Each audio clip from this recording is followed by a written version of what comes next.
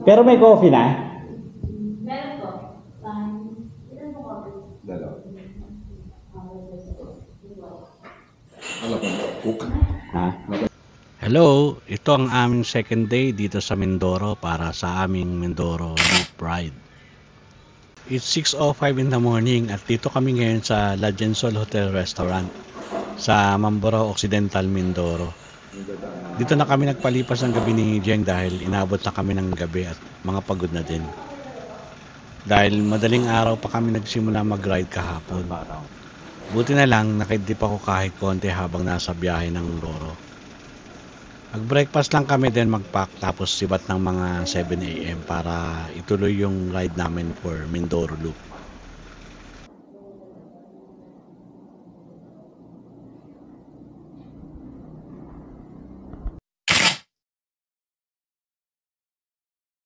(10:15 AM) dito na kami sa Parola Park sa may Sablayan.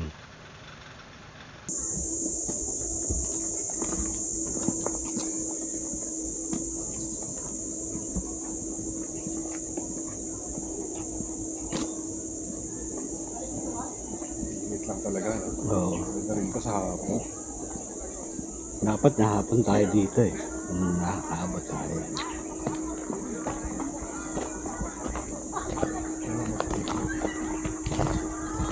Ano kaya doon?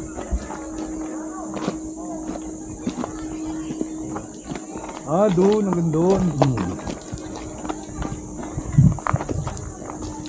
Kanaka. Tingnan natin yung oras. Takot ako dyan. Yan.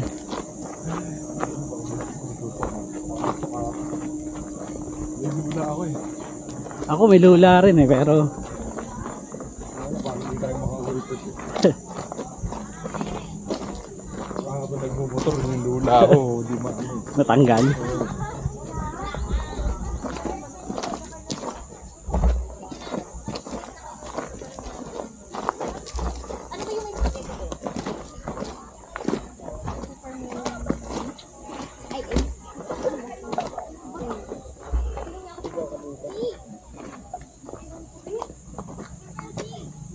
Malayo pala yun. Yan.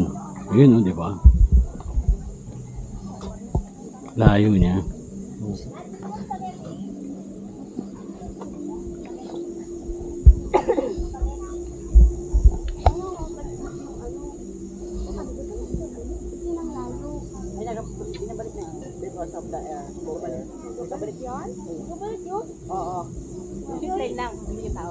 Meron din silang zipline na napakahaba. 550 pesos daw ang bayad.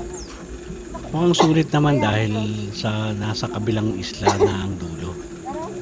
Kasama na sa bayad yung bangka na sasakyan pabalik dito sa Parola Park. Huwag ka magdayutas sa pagkasangit sa pamingin.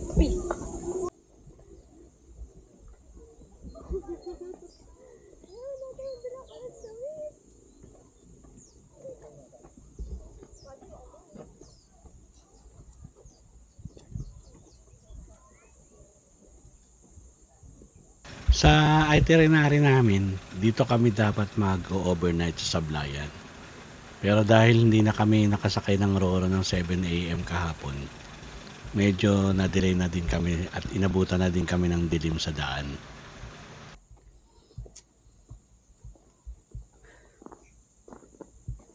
Dapat pala binaba ko na yung drone ko.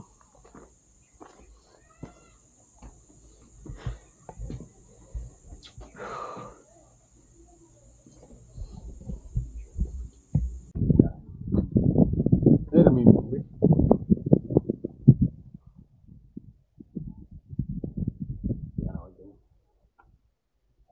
Ang awil.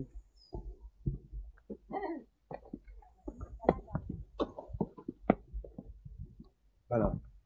Yung itinerary natin. Check natin. Yan ako. Yan natin yung next. Ano oras na? 2030. 30. 2 hours yun eh. Anong bayan na yan? Ano? San Jose na yata yun. Malapit sa San Jose. Buti na natin yun. Tapos doon na tayo mag-lunch sa San Jose, Rojas. Oo.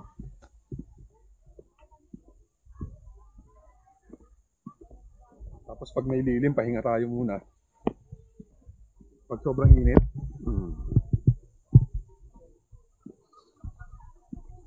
Cut natin yun. No?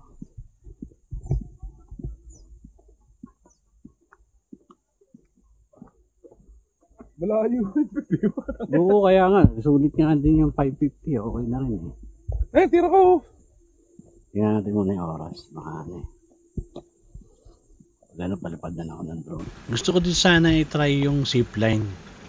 Kaya lang baka gahulin kami sa oras dahil target namin makasakay ng Roro ng 5 PM. Pabalik ng Manila. Pagbalik ko na lang dito sa Mindoro, sasadyain ko ulit itong Parola Park para masubukan itong zipline nila. Next stop namin ay sa St. Joseph the Worker Cathedral sa San Jose Occidental, Mindoro. Doon na lang din kami magla-lunch. Nasa 1 hour and 42 minutes din ang travel time or 84.8 kilometers din ang layo mula dito sa Parola Park.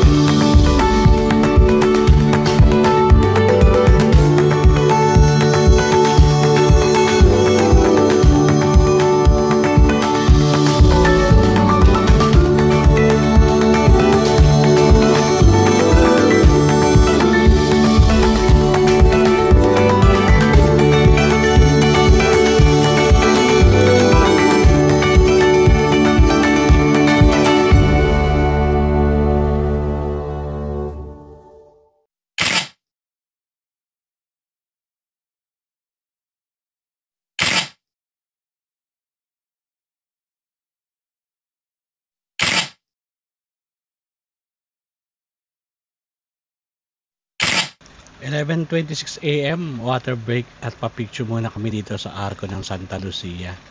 Dito pa din sa Sablayan.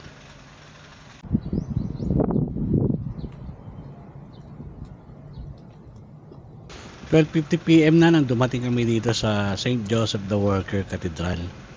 Dito pa din sa may San Jose Occidental, Mindoro. Hindi pa din kami nakapag-lunch. Dumiretso na lang muna kami dito bago mag-lunch.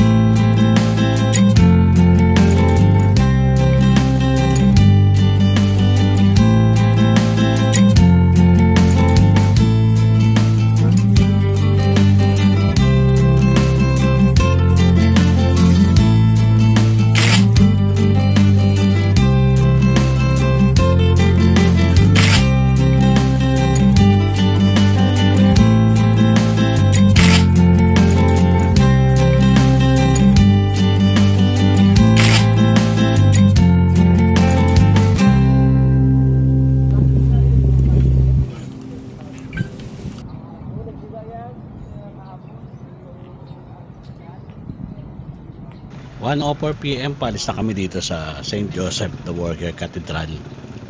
Hanap muna kami kung saan kami pwedeng mag-lunch.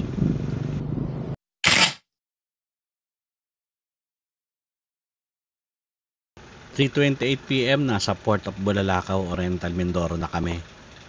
Past 2 PM na rin kami natapos mag-lunch sa may San Jose. Sa wakas natapos na din namin ang Occidental Mindoro.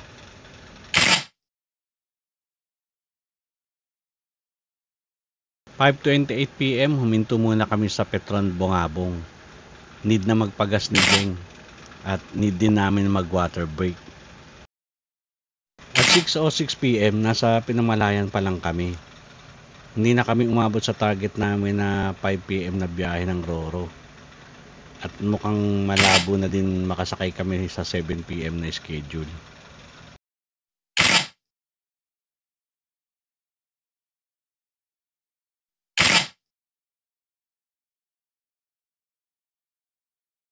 "7:29 PM nang dumating kami dito sa Calapan City Hall. Pa-picture muna kami saglit.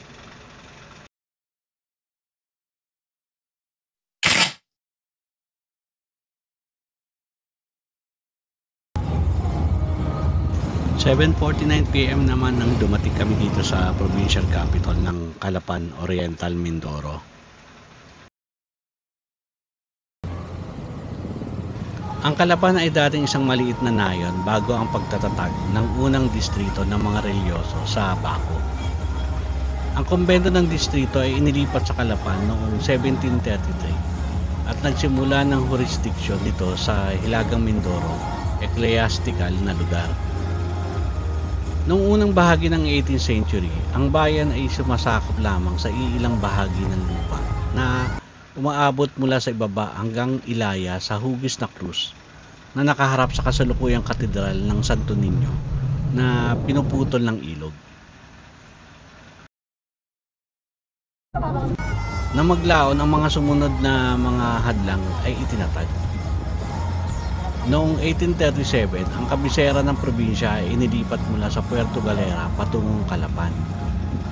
Nang ang Mindoro ay naging bahagi ng Marinduque noong Hunyo 13, 1902, ang kabisera ng probinsya ay muling inilipat sa Puerto Galera. Noong Nobyembre 10, 1902, ang Mindoro ay hiniwalay mula sa Marinduque. Noong 1903, ang Calapan ay muli naging kabisera ng probinsya.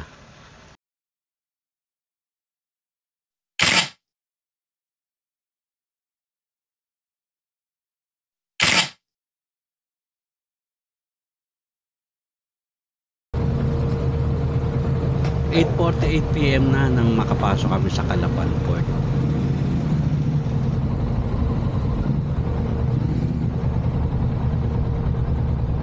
Starlight po, Bayad na po sa barko, bayad na. Pero bayad na ka sa barko, bayad na. yung... Bayad na ka sa barko. Ay, sa ano ba doon na raw sa Hindi barko? po bayaran, nakalagay flight boat. Saan po? May nakalagay na flight boat. Okay, sige po. Thank you. Pagkabayad lang, dapat na po sa barko. Okay.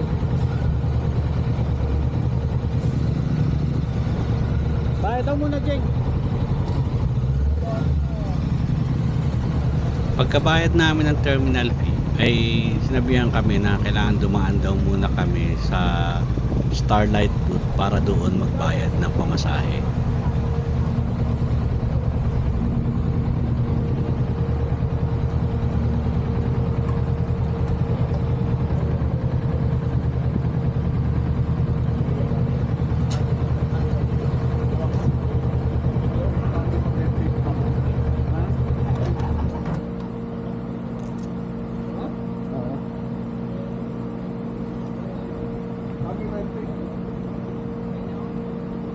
Kinaya na kanina, ano?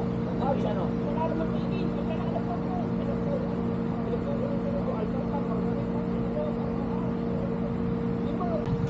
9:01 PM okay na, all set na. Nakapagbayad na din kami ng pamasahe. Sasakay na lang. Nasa 1,400 pesos din ang pamasahe.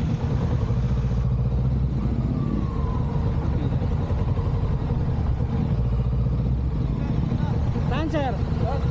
Kulay blue po, yung kulay blue. Kulay blue, Starlight. Thank you po. Kulay blue, Jeng.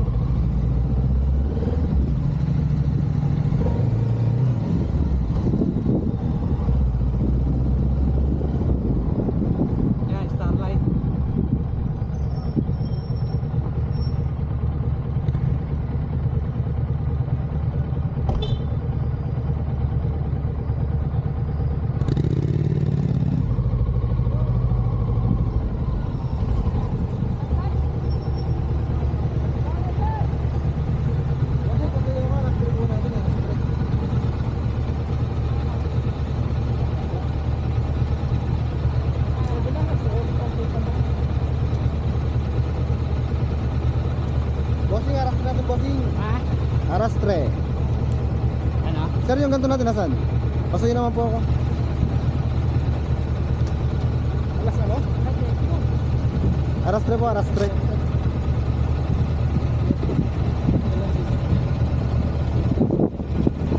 Ayan, okay na, yan na po, yan na po. Ito po, ayan na po ito. Sige po, abante tayo. Sige, abante na.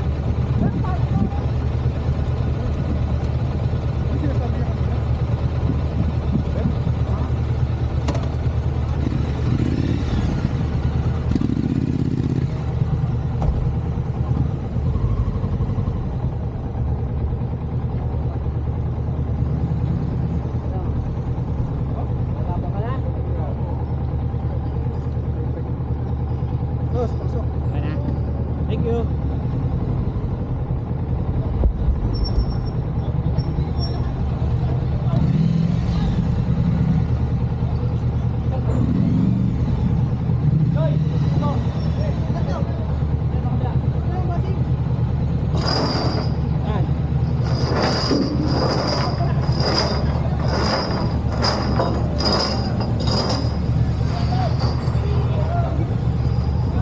Apa yang ano? Maharap dito?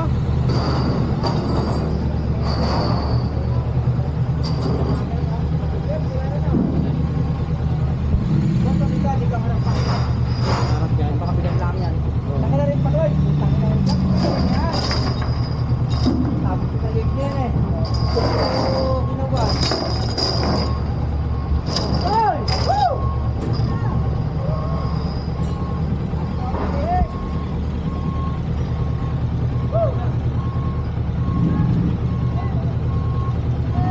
Yan, tas kaliwa.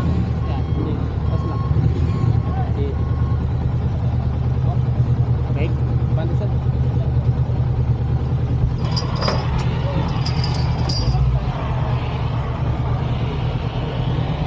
Okay, sir. Para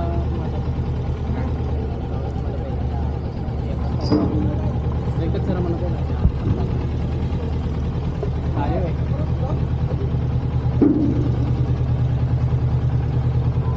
Bago sir, bago. Yan. Okay. Bandi tayo sir. Yan. Okay, dito sir. Oh, para.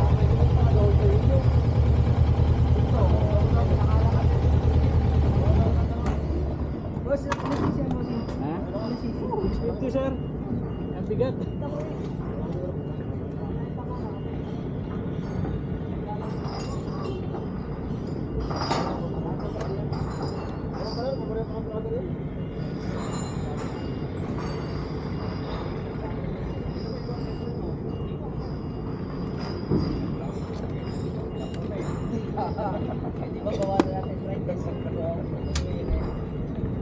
Vlogger kayo sir? Ha? Vlogger? Vlogger naman ang vlog. Same lang sir. Same lang? Welcome na. Welcome to the club. Ha? Drinks lang. Drinks lang eh, no? Okay.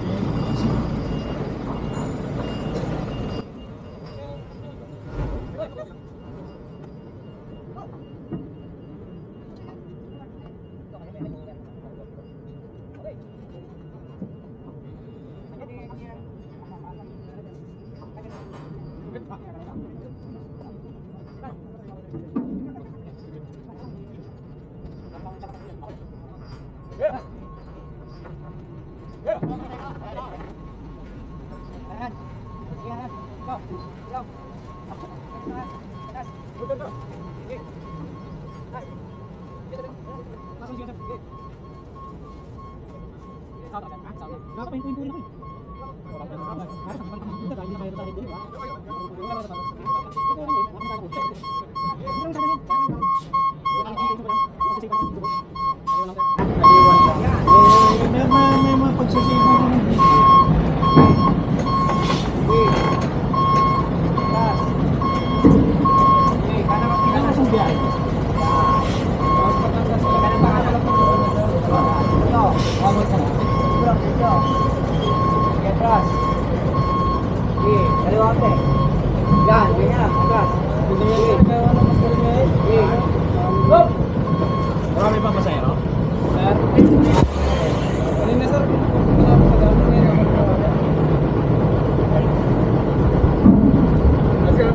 Oh, sige na.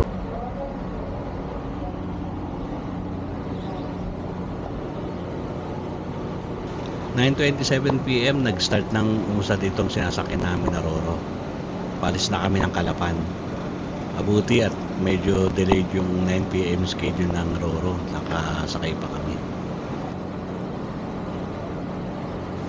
Kanina pala bago mag 8 PM ay hindi kami agad nakapasok ng port dahil kailangan daw muna namin magpabook kung anong Roro ang sasakyan namin.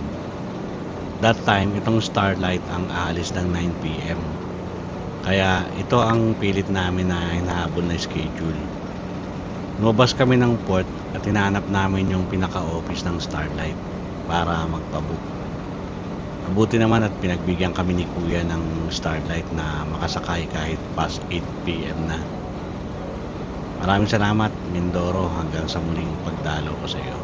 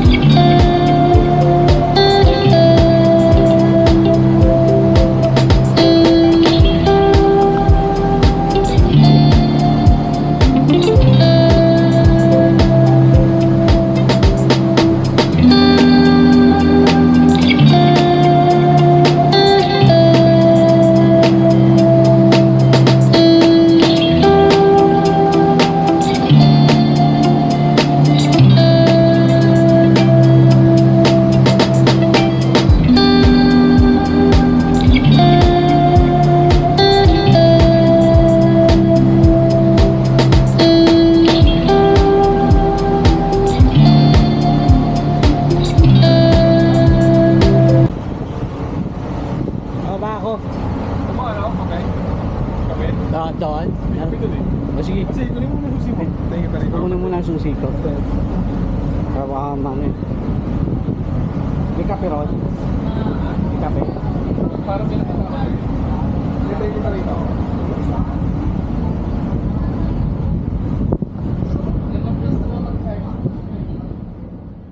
Napansin ko na parang wala yung susi ng motor ko kaya bumaba ako para i-check kung naiiwan ko. Masyadong malakas pala ang alog dito sa Roro paggabi kumpara sa biyahe namin kahapon ng umaga, or siguro ay hindi ko lang napansin dahil nakatulog din ako sa biyahe papunta dito sa Calapan.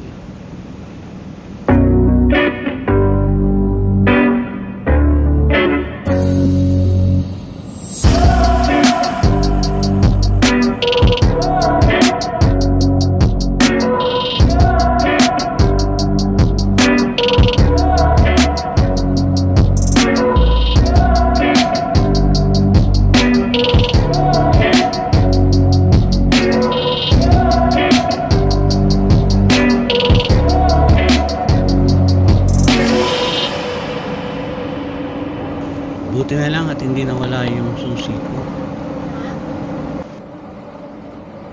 Kinuha ko na din yung mga natira namin na mga chips at biscuits. Baka magutom kami sa biyahe.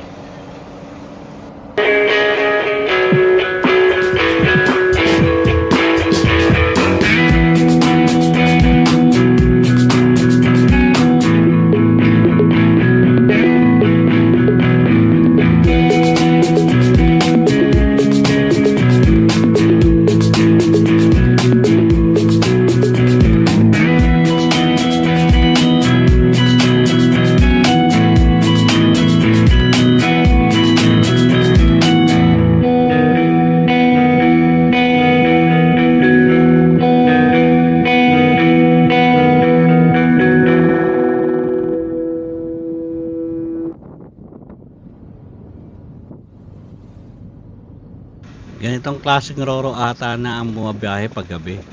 Puro mga double deck na kama at hindi mga upuan. Okay na din para makatulog ng maayos habang nasa biyahe. 10:04 PM, nagkape muna kami ni Jeng dito sa parang cafeteria nila. Di lang pansin pero maalog pa din.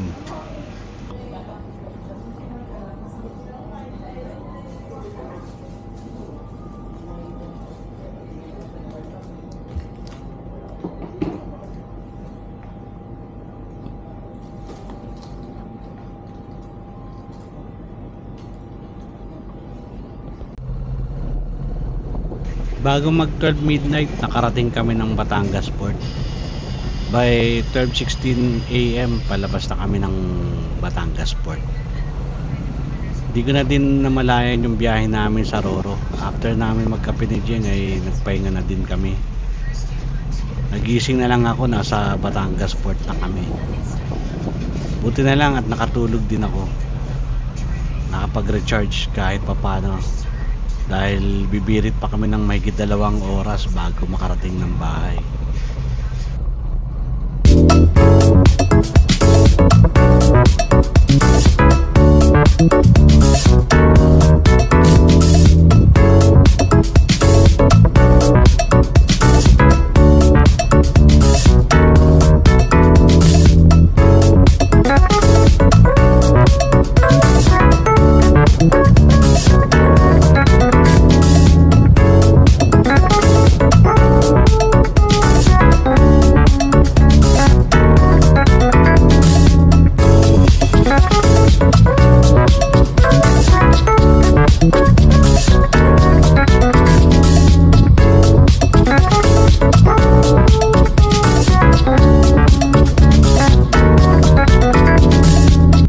Hanggang dito na lang ulit at maraming salamat sa pagsama sa ride namin.